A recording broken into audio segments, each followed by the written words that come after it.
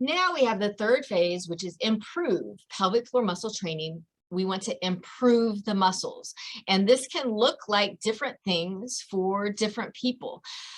The basic concepts here is that we want to correctly contract. So if you aren't correctly contracting, then starting there, okay, and using different tools and interventions to help you correctly contract. If you're not completely letting go, okay, starting there and working on different tools and interventions and resources to help you completely let go. And you could be a mixture of those. So you may not be correctly contracting, and you may not be completely letting go. And it's not the end of the world. The pelvic floor muscles are voluntary, just like any other muscle group. So the fact that you're here and you're engaged and you want to learn about your pelvic floor muscles, that's fantastic. Don't let all of these terms and things that we're referencing be overwhelming.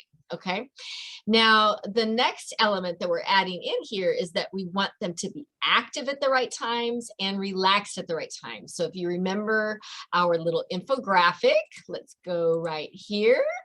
So correctly contract, so squeezing and lifting, completely letting go. So this is, if you don't know this, this is gas coming out of the anus. So this is the anus. This is the anus that's tight and pulled up. Okay, and that's good for a correct contraction. This is the anus that's soft and open and it's farting. Okay, there's gas coming out of the anus. And so that's what we want to have happen when you're farting. We want the anus to relax and soften, to completely let go. And, you know, the same concept applies to the other canals, the urethral canal where urine exits. When you don't want urine to come out, you want those muscles to be tight and engaged and active. And then when you do want to pee or have urine come out, then you want those muscles to relax and let go so that urine can come out. So here it comes, active at the right times and relaxed at the right times. So we want our pelvic floor muscles to be active during activities. So when we're active, we want them to be active. And then we want them to be relaxed during toilet time, during downtime, during insertion, any kind of vaginal insertion or anal insertion. We want those muscles to be relaxed. Okay, so there are many, many different ways to improve, and I'm going to give you an introduction to these things. Each one of these could be its own, you know, 1 hour at least webinar, if not longer. And so there's really no way in this, you know, 30-day challenge that I'm going to be able to give you all of the information and tools and resources that I've learned in all my training and working with people. But I want to introduce you to these concepts so you know, okay, number one, we're going to be going through some self-check. So that's happening after this module. We get to actually start checking our own bodies. Okay. And I'm going to teach you how to do that. And then if you're identifying different things, then kind of seeing, okay, this might be a path that I need to go down, and here are some resources for me to help go down that path. The first item here is up training. So imagine that your bicep here is very flabby and loose and kind of weak, and it lacks tone, it lacks strength. So that's a muscle that we want to up train. We want to strengthen it. We want to build that muscle tone.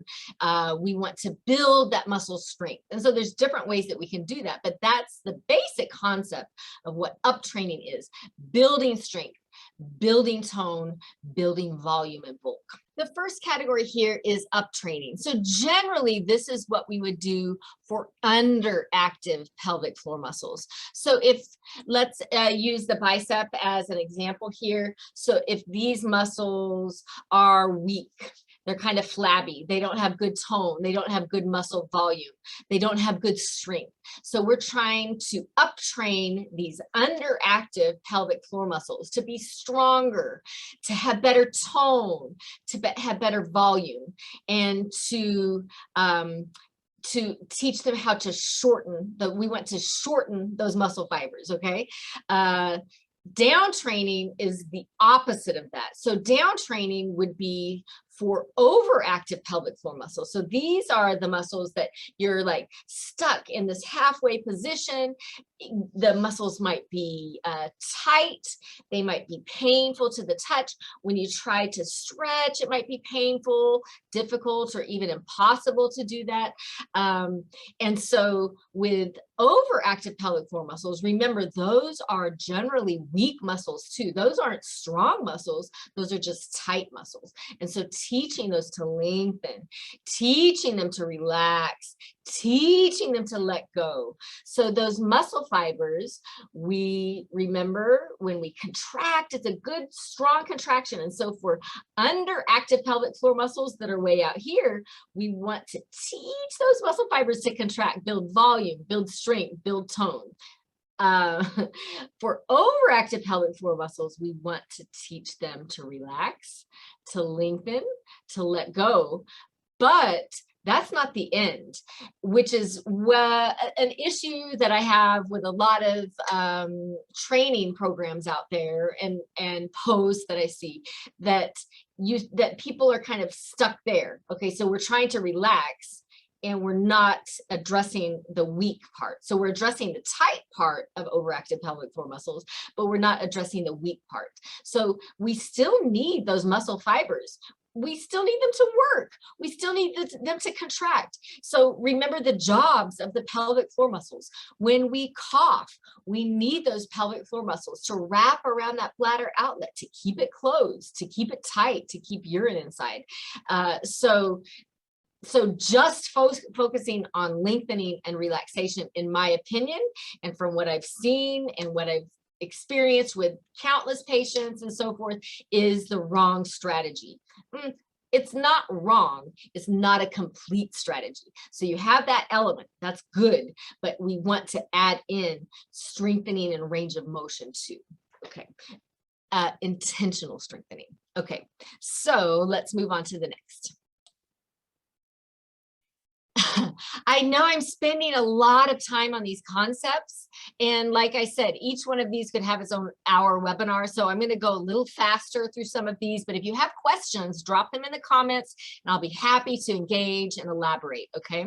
So coordination training, teaching the pelvic floor muscles to be active at the right times and relaxed at the right time. So coordination training for the pelvic floor muscles that wrap around the bladder outlet, that would be teaching them to relax during urination so that the urine flow comes out in a strong, steady, healthy stream, but teaching them to engage when you have increases in intra-abdominal pressure. You're jumping, you're sneezing, you're coughing, and so forth.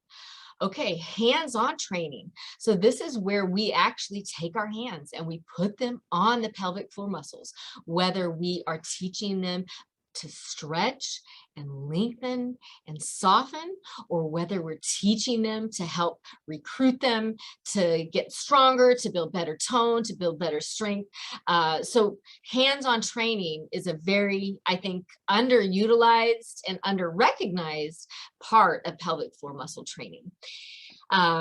Functional training. So if you just do training when you're lying down flat on a mat, you know, how helpful is that really in your everyday life? You need to apply these concepts to what you're doing. So if you're a runner, okay, well, let's work on getting those pelvic floor muscles better engaged. Let's work on, look at your breathing, look at your posture. I mean, there's a whole lot of things involved there, but functional training is imperative, because who cares, again, what you can do when you're lying on the mat? You want to be able to apply these concepts to everyday life. Technology assisted training. I love technology. I think that there's so many helpful tools, and I'm going to introduce you to a variety of tools after our self-check section. You're going to actually get to see some of the tools that we use for overactive pelvic floor muscles and underactive pelvic floor muscles and see how we use them, and a lot more. So by no means is this an all-inclusive list. Now, so there's many different ways to improve, and then there's many different factors to improve. So we want to improve the strength regardless. Again, most of the time people are weak, whether they're underactive or overactive. So Let's talk about volume, muscle volume. What is muscle volume? So basically, if you think about the bicep, if you look at the bicep and you have somebody that has a rather puny bicep, so I would put myself kind of in that category. So you can see a little definition there in my bicep, but by no means do I have these big bulky biceps that some people have that either do a lot of lifting for a living, or maybe they were genetically blessed with beautiful big biceps, or maybe they've trained them at the gym, but that's the difference. That's muscle volume. So how much muscle you have. Muscle tension. So muscle tension. What is the resting muscle tension? Is it very flabby?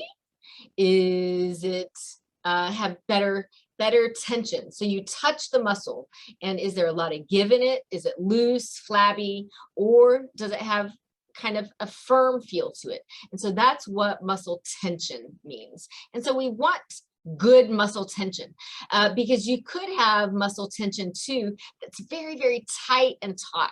So if you think about your upper trap there and you touch it at the end of the day, you know, it might be very taut. That doesn't mean that it's good tension. That's unhealthy tension, right?